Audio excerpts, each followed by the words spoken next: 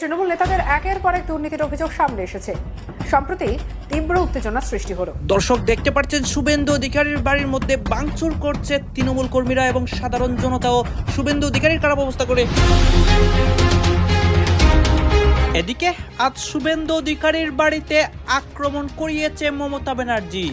শুভেন্দু অধিকারীর বাড়ির মধ্যে ভাঙচুর হয়, এই নিয়ে অসংখ্য নেতাকর্মী গ্রেপ্তার হয়, পশ্চিমবঙ্গের রাজনীতি উত্তাল হয়। আজকে সনাতনী হিসেবে যিনি প্রকৃত অর্থে হিন্দু সনাতনী হবেন, তিনি সমস্ত ধর্মমতকে সম্মান করবেন, শ্রদ্ধা করবেন। পুরোহিত বলেন বা সাধারণ কোনো হিন্দু বলেন, সবার মুখে মুখে এখন একটাই কথা, শুভেন্দুকে ভোট দিয়ে ভুল করেছি। কারণ পশ্চিমবঙ্গে নির্বাচিত হয়ে শুভেন্দু হিন্দু মুসলিম বিভাজনের জন্য মুসলমানদের বিরুদ্ধে একের পর এক বিতর্কিত সিদ্ধান্ত নিয়েছেন। তবে এই ক্ষেত্রে স্বস্তির বিষয় হলো, পশ্চিমবঙ্গে হিন্দুরা শুভেন্দুকে সমর্থন না করে উল্টো শুভেন্দুর কঠোর সমালোচনা এবং প্রতিবাদ করছেন। রাজ্যে পালাবদল হতেই তৃণমূলের নেতা নেত্রীদের বিরুদ্ধে বিস্ফোরক অভিযোগ সামনে আসছে। প্রায় দিনই দলের এক একজন নেতার বাড়িতে হানা দিচ্ছে পুলিশ। লজ্জা লাগে না শুভেন্দু বাবু? লজ্জা লাগে না শ্রমিক বাবু? দেবাশিস আছে, আপ্পা ভৌমিক আছে, আমার কথা ছেড়ে দিন। আমি চ্যালেঞ্জ দিয়ে গেলাম এই পুলিশকে, কতদিন মিলিটারি পুলিশ আপনাদের বাঁচাবে? তারপর আমাদের পায়ে না ধরলে কামারহাটি চালানো যাবে না। মুখ্যমন্ত্রী শুভেন্দু অধিকারীর বাড়ির সামনে দাঁড়িয়ে সাধারণ জনতা শুভেন্দু অধিকারীকে আলটিমেটাম দিচ্ছে এবং শুভেন্দু অধিকারীর বাড়িতে ভাঙচুর করছে মমতা ব্যানার্জির ঘোষণায় এবং তৃণমূল কর্মীদের পরিকল্পনায়। দর্শক শ্রোতা, ভারতের রাজনীতি এবং পশ্চিমবঙ্গের রাজনীতি গত 15 দিন যাবৎ উত্তাল। ঈদের আগে ছিল কুরবানিকে কেন্দ্র করে, এখন দেখতে পারি রাজনীতি এবং ক্ষমতা নিয়ে অসংখ্য নেতা কর্মীদেরকে গণদুলাইয়ের বিষয়ে। আপনারা দেখতে পারবেন এই মুহূর্তে শুভেন্দু অধিকারীর বাড়ির সামনের অবস্থা এবং শুভেন্দু অধিকারী অনেক অ্যাকশন নেন। সবকিছু দেখাবো একটি ভিডিওতে। আজকে সনাতনী হিসেবে যিনি প্রকৃত অর্থে হিন্দু সনাতনী হবেন, তিনি সমস্ত ধর্মমতকে সম্মান করবেন, শ্রদ্ধা করবেন। আমরা হিন্দু মুসলমান একসাথে চলি, একসাথে উঠি, এক থালায় খাই, আমাদের মধ্যে কোনো ভেদাভেদ নেই। আমরা একসাথে আছি, একসাথে থাকবো। মানুষকে যদি আমি ধর্মের ভিত্তিতে ভাগ করে দিই, পোশাক, ভাষা, সংস্কৃতি শুধু বিভাজন হয়ে যায়, তাহলে সনাতনী বলে তাকে সে পরিচয় দিতে পারে তার নিজের। দেশটা বহু ভাষাভাষী মানুষের দেশ, আমাদের দেশটা বহু ধর্মের মানুষের দেশ, চিরকাল তাই ছিল, চিরকাল তাই থাকবে। অত সহজ নয় বিজেপি আর এসএস তার মনে যাই থাকুক না কেন। লাউড স্পিকারে বলেছে আজান বন্ধ, 65 ডেসিবেলের উপরে নাকি করে। আচ্ছা আমাকে একটা কথা বলো তো, পাড়ায় তো বহু জায়গায় হচ্ছে কি বয়স্ক মহিলারা, বাচ্চারা থাকে, তাহলে মন্দিরে ঢ্যাং করে মাইক চালাবে না, মানে কীর্তনে সংকীর্তন হবে কেন? প্রকৃত অর্থে যে হিন্দু, মসজিদে যদি আগুন লাগে, কোরআন শরীফ যদি পুড়ে যায়, সে দৌড়ে যাবে সবার আগে ওটা বাঁচাতে। পুরোহিত বলেন বা সাধারণ কোনো হিন্দু বলেন, সবার মুখে মুখে এখন একটাই কথা, শুভেন্দুকে ভোট দিয়ে ভুল করেছি। কারণ পশ্চিমবঙ্গে নির্বাচিত হয়ে শুভেন্দু হিন্দু মুসলিম বিভাজনের জন্য মুসলমানদের বিরুদ্ধে একের পর এক বিতর্কিত সিদ্ধান্ত নিয়েছেন। তবে এই ক্ষেত্রে স্বস্তির বিষয় হলো, পশ্চিমবঙ্গে হিন্দুরা শুভেন্দুকে সমর্থন না করে উল্টো শুভেন্দুর কঠোর সমালোচনা এবং প্রতিবাদ করছেন। আজকে সনাতনী হিসেবে যিনি প্রকৃত অর্থে হিন্দু সনাতনী হবেন, তিনি সমস্ত ধর্মমতকে সম্মান করবেন, শ্রদ্ধা করবেন, বহুত্ববাদী সংস্কৃতিকে আলিঙ্গন করবেন। এটাই ভারতের পরম্পরা। মানুষকে যদি আমি ধর্মের ভিত্তিতে ভাগ করে দিই, পোশাক, ভাষা, সংস্কৃতি শুধু বিভাজন হয়ে যায়, তাহলে সনাতনী বলে তাকে সে পরিচয় দিতে পারে তার নিজের। যে হিন্দু, প্রকৃত অর্থে যে হিন্দু, মসজিদে যদি আগুন লাগে, কোরআন শরীফ যদি পুড়ে যায়, সে দৌড়ে যাবে সবার আগে ওটা বাঁচাতে। কারণ সে একটা সত্যিকারের হিন্দু। সে সনাতন ধর্মকে যেমন বাঁচাবে, সে সমস্ত ধর্মকে সম্মান করবে, সমস্ত মানুষকে সম্মান করবে। শ্রীরামকৃষ্ণ পরমহংসদেবের মাটি এটা, শ্রী চৈতন্য মহাপ্রভুর মাটি এটা। শ্রী চৈতন্য মহাপ্রভু কি শিখিয়েছিলেন? যে ঝগড়া করো, মারামারি করো, কাটাকাটি করো, এইসব। ভগবান শ্রীরামকৃষ্ণ তিনি একটি মসজিদে গিয়েছেন, ধ্যানস্থ হয়ে গিয়েছেন, তিনি দেখতে চেয়েছেন আমি যে ঈশ্বরের উপাসনা করি অন্যরাও কি সেই একই ঈশ্বরের উপাসনা করে। এ একটা আলাদা সম্প্রদায়, এ একটা আলাদা সম্প্রদায়, ও একটা আলাদা সম্প্রদায়। যে কোনো উপাসনা গৃহ ভেঙে দেওয়া অপরাধ। মানুষ হিসেবে তার বিবেক থাকবে, তার চৈতন্য থাকবে, তাই তো তার প্রতিবাদ হলো না। আমি কেন একচোখো হব? আমাকে যদি সমালোচনা করতে হয়, আমি খারাপ কাজের সমালোচনা করব। এই পুরোহিত বলেন, মানুষের বিভাজন তৈরি করা কোনো রাজনৈতিক বা ধর্মীয় শিক্ষা হতে পারে না। সবাই তাদের নিজ নিজ ধর্ম পালনের অধিকার রয়েছে। দর্শক, ভারতের মুসলমানরা কি ভারতে স্বাধীনভাবে তাদের ধর্ম পালন করতে পারে? আপনাদের মতামত কি? আপনাদের মতামত অবশ্যই কমেন্ট করবেন।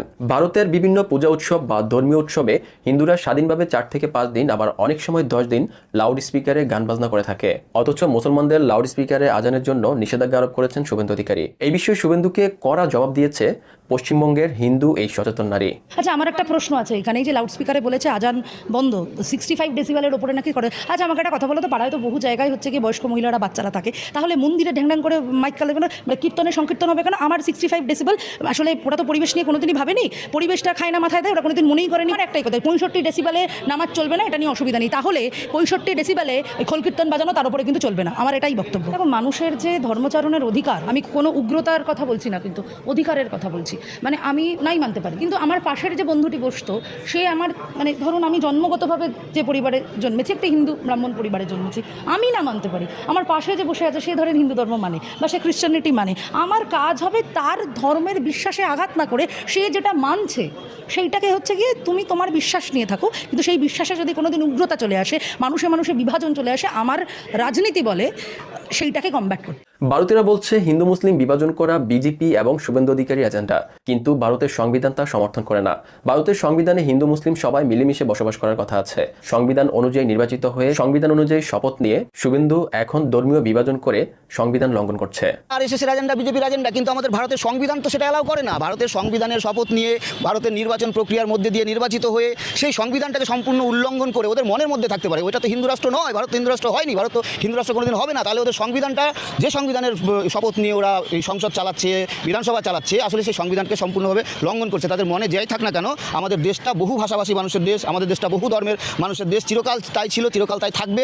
অত সহজ নয় বিজেপি আরএসএস তার মনে যাই থাকুক না কেন, আমাদের সংবিধানটাকে আমাদের তাই রক্ষা করতে হবে। আমাদের এই সংবিধানের উপর দাঁড়িয়ে বিজেপি আরএসএসের এই যে হিন্দুত্ববাদী এজেন্ডা, হিন্দু রাষ্ট্র তৈরি করার এজেন্ডা, যেটা আসলে গরিব দরিদ্র মানুষের বিরুদ্ধে একটা অভিযান, যেটা সাধারণভাবে সংখ্যালঘু সম্প্রদায়ের বিরুদ্ধে যেমন একটা অভিযান, তেমনি এটা আসলে আমাদের দেশের যে ব্যাপক পরিমাণে দলিত, খেটে খাওয়া শ্রমজীবী মানুষ, তাদের বিরুদ্ধে আসলে হিন্দু রাষ্ট্রের একটা অভিযান। সুতরাং এটা আমাদের সংবিধান সম্মত নয়, সংবিধান এটাকে অ্যালাউ করে না। ওরা সংবিধানকে উল্লঙ্ঘন করে কাজ করছে এবং ভারতের মানুষ নিঃসন্দেহে সংবিধানের পক্ষে দাঁড়িয়ে ওদের এই এজেন্ডার বিরুদ্ধে লড়াই চালিয়ে যাবে। ভারতীয়রা বলছে শুভেন্দু ধর্মের নামে রাজনীতি করে দুটি ধর্মের মানুষের মধ্যে দাঙ্গা তৈরি করার চেষ্টা করছে। তবে পশ্চিমবঙ্গের হিন্দু মুসলিম সবাই একসাথে আছে এবং ভবিষ্যতেও থাকবে। শুভেন্দু যদি হিন্দু মুসলিম বিভাজনের চেষ্টা করে তাহলে ভুল। রাজ্যে পালাবদলের পর থেকে তৃণমূল নেতাদের একের পর এক দুর্নীতির অভিযোগ সামনে এসেছে। সম্প্রতি তৃণমূল কংগ্রেসের দুই নেতার গ্রেপ্তারিকে কেন্দ্র করে শনিবার আদালত চত্বরে তীব্র উত্তেজনা সৃষ্টি হলো। 100 দিনের কাজের প্রকল্পে আর্থিক দুর্নীতির অভিযোগে গ্রেপ্তার হওয়া অভিযুক্তদের আদালতে পেশ করার সময় ক্ষোভে ফেটে পড়েন সাধারণ মানুষের একাংশ। আদালত চত্বর জুড়ে ওঠে চোর চোর স্লোগান, বিক্ষোভ ও ধাওয়ার অভিযোগে মুহূর্তের মধ্যে পরিস্থিতি অগ্নিগর্ভ হয়ে ওঠে।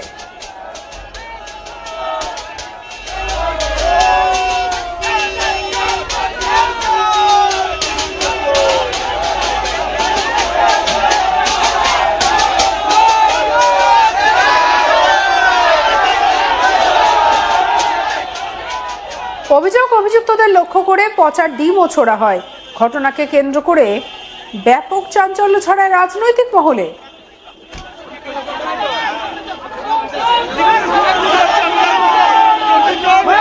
জানা গিয়েছে পূর্ব বর্ধমানের করুই গ্রাম পঞ্চায়েতে 100 দিনের কাজের প্রকল্পে আর্থিক অনিয়ম, ভুয়ো জব কার্ড এবং সরকারি প্রকল্পে টাকা আত্মসাতের অভিযোগ সামনে আসে। আর এই অভিযোগকে কেন্দ্র করে সম্প্রতি কাটোয়া থানায় লিখিতভাবে অভিযোগ দায়ের করা হয়। ওই অভিযোগে তৃণমূল কংগ্রেসের একাধিক নেতার নাম উল্লেখ করা হয়, যার মধ্যে ছিলেন দিগন্ত কুমার পাল, রবীন্দ্রনাথ চ্যাটার্জি, বিশ্বনাথ সাহা সহ আরও অনেকজন। অভিযোগের ভিত্তিতে তদন্তে নেমে প্রথমে দিগন্ত পালকে গ্রেপ্তার করা হয়, পরে গভীর রাতে গ্রেপ্তার করা হয় বিশ্বনাথ সাহা। শনিবার দুজনকেই কাটোয়া মহকুমা আদালতে পেশ করা হয়।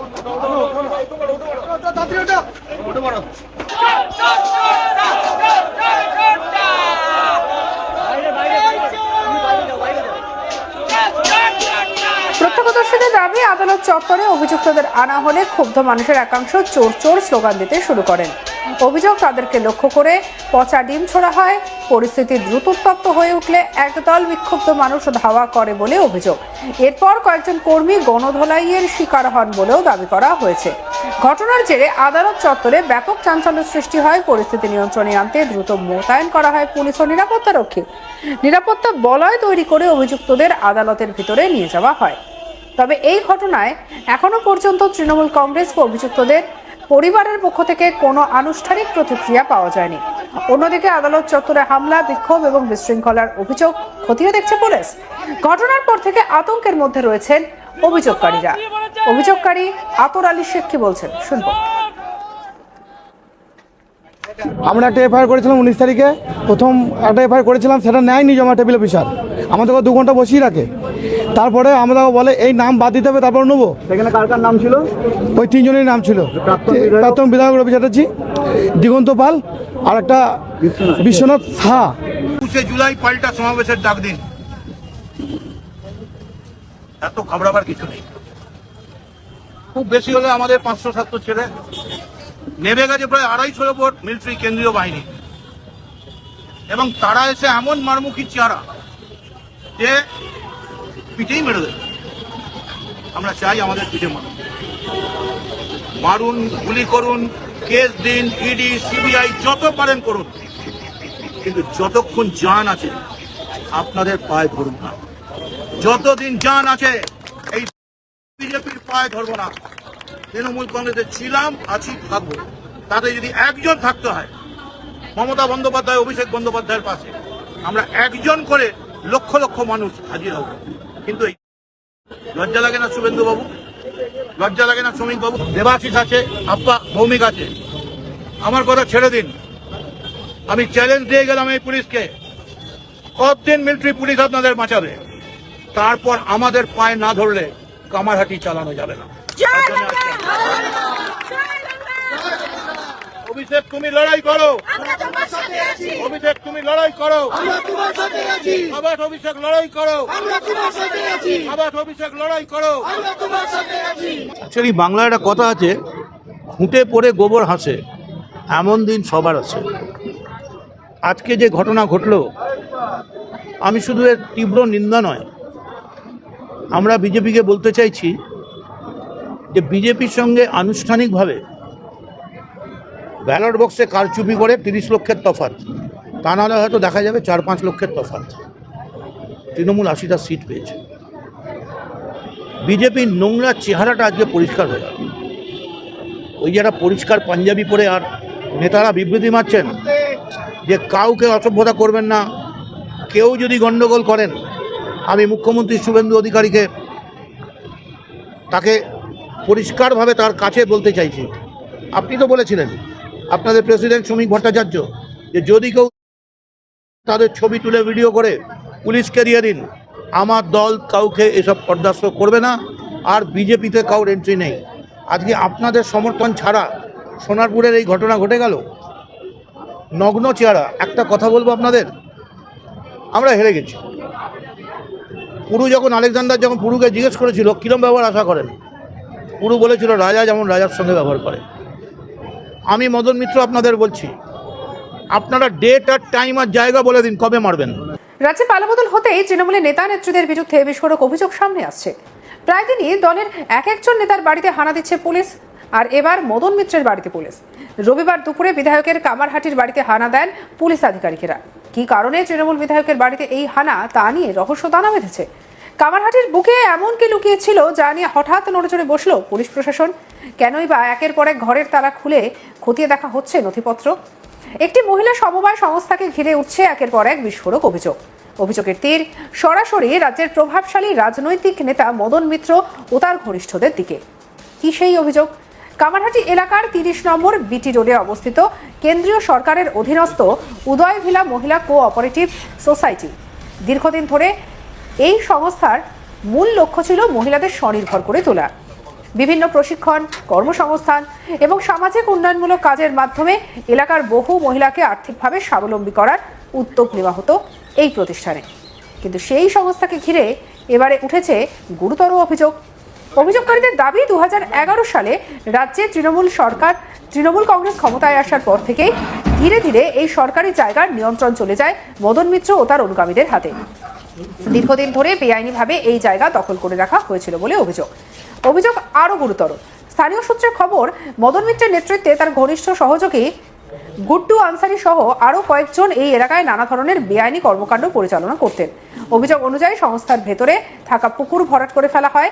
এরপর সেই জমি বিভিন্ন ব্যক্তি এবং সংস্থার কাছে স্কোয়ার ফুট অনুযায়ী বিক্রি করে দেওয়া হয় বিভিন্ন রেটে। শুধু তাই নয়, একাধিক অস্থায়ী এবং স্থায়ী শেড নির্মাণের কাজও চলতো এখানে। স্থানীয়দের একাংশের অভিযোগ, এই পুরো প্রক্রিয়া দীর্ঘদিন ধরে চললেও প্রশাসনের নজর এড়িয়ে গিয়েছিল। আর অভিযোগ, ওই চত্বরে মদন মিত্রের জন্য আলাদা একটি ঘরও তৈরি করা হয়েছিল। অভিযোগকারীদের দাবি, সেই ঘরে তিনি তার ঘনিষ্ঠ অনুগামীদের নিয়ে নিয়মিত যাতায়াত করতেন, বৈঠক করতেন। যদিও এই সমস্ত অভিযোগের বিষয়ে এখনো পর্যন্ত মদন মিত্র তার ঘনিষ্ঠদের তরফে কোনো আনুষ্ঠানিক প্রতিক্রিয়া পাওয়া যায়নি।